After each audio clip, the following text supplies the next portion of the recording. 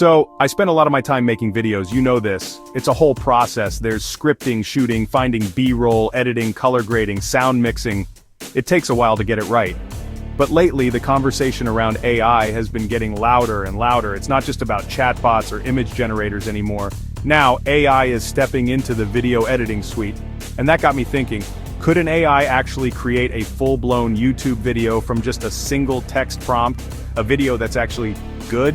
It feels like we're on the edge of something either really cool or really strange. I decided to put it to the test. The tool for today's experiment is called InVideo AI. The promise is simple. Give it an idea and it handles the rest. It writes a script, finds stock footage to match, generates a voiceover, and pieces it all together. For a creator, the appeal is obvious. It could potentially save hours or even days of work. But the real question is about the quality. Can it create something that feels authentic? Something that has a soul? Or does it just produce a generic, lifeless video that no one would actually want to watch? That's what I wanted to find out. The goal here isn't just to see if it can make a video. We know it can. Alright, so diving into the InVideo AI platform, the interface is super clean.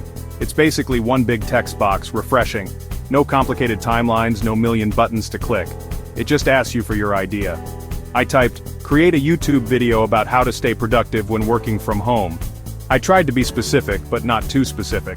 I wanted to see what creative choices the AI would make. I gave a few extra instructions: calm, male voiceover, clean, modern aesthetic. The AI asks clarifying questions. Target audience, young professionals. Look and feel, minimalist and inspiring. Platform YouTube, hit generate, and then you wait. Progress bar, AI thinking, writing a script, finding visuals, generating the voiceover. My hands are completely off the wheel now. The whole process took about 3 minutes. 3. That's an absurdly short amount of time. So, the video finished generating, and I hit play.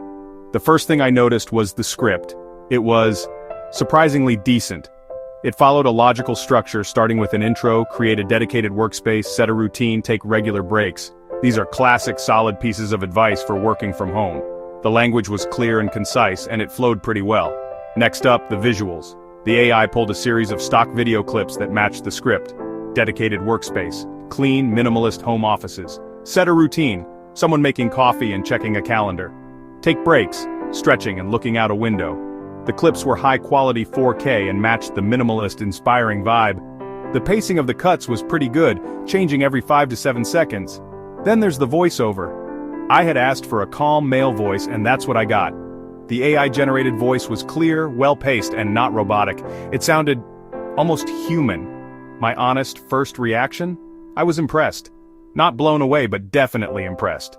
The final product was a usable 2-minute video that communicated its message. Now let's get into the real comparison. How does this AI process stack up against my manual workflow? The most obvious difference is speed. It's not even a competition. InVideo AI created this video in about 3 minutes.